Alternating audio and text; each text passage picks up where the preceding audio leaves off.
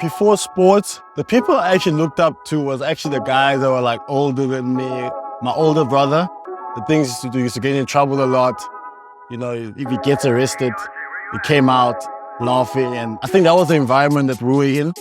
And it all changed, I think, when I left Cape Town. Obviously, I started playing rugby. I think my view and everything just changed dramatically. Hi, I'm Hacjivah Dayimani. I'm a DHL Stormers player. I think the first time I found out about rugby, it had to be 2007 World Cup, and all I remember was Ryan Banner catching an interception and diving. And I think that was one of the coolest dives. I was just wondering, how do people actually slide so far? And it's like something like Superman, and I started loving it and then started playing it. So when I actually moved to Joburg, teacher, Mr. Axel, he asked me if I played rugby, and I said, yeah, I played rugby. I played, Brian Abella, and he's like, oh, it's not a position, but I know what you mean. He put me on the wing, and I'll just run and start screaming, and everyone just open up. And unfortunately, I end up moving a lot. As a kid, it's not good to move a lot. I moved a couple of times. I went to probably like 9, 10 different schools. And eventually rugby chose me. It's not something that I actually saw coming. I can't even lie. And I know when most people speak and say, I knew it was going to happen. I prayed for it to happen. I always knew this was going to happen. I personally never thought this would have been my life. I just kept on working and kept on doing what I felt like was right. And I think seeing what my family was going through and knowing the journey I came from is what kept me going. When I started playing rugby, guys were playing rugby for accolades, for recognition, especially with the guys that had dads that stopped playing, that played for the school, played first team. Now they want their sons to play first team. I didn't care about those things. My main goal was just I felt like if I could just keep going, this is my way out. I felt like at the time, if I'm doing good and they spot me and I get a contract, that's the main goal. Personally, I feel like I can't just look at it as just a passion. I think for me, it's a way out. Yeah.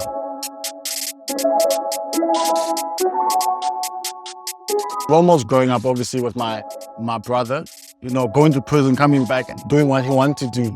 As much as it was bad, but to me, it was cool. And then obviously that changed. Obviously, as I started playing rugby. Then I started going to school further, and guys I would meet guys who would say, no, listen, I want to be a policeman, or I want to be this. And the type of role models I had then were all the people I looked at, and I said, these people are changing the world without even knowing they're changing the world. Policeman, teacher, those are the type of people I looked up to. And my whole idea of role models has changed, and within the different parts of my life.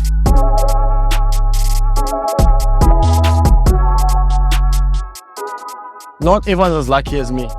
We, especially in South Africa, we have social backgrounds that are so totally different to each other. A kid from Joslovo, Danun, they don't need food parcels. They need a way out. I remember when I was a young soup kitchen, they would feed us for a day, and then the whole weekend, it's back to square one. It's temporary. Giving me school shoes is not gonna take me out of where I'm coming of the situation I'm in. Giving me clothes is not gonna take me out of the situation. So you giving me new jeans, I'm still gonna be in the same situation. And that's people don't understand that. People think, oh, just get as much food parcels and just feed these people for a week.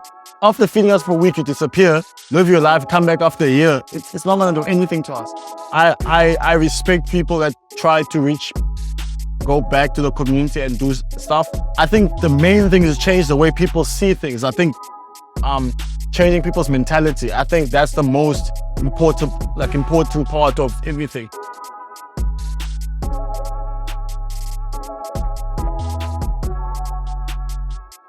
For me, it was very special. Usually we have medal ceremonies where we're shaking the president and vice president of whatever board and his hand, and you can't relate to those people. It's people that's like, I felt connected to these kids because it just ran me back to how excited they were to see us and us seeing them that they're so excited and realize that we were once these kids, you know, we once had this dream of shaking someone that's famous or someone that's just won something's hands.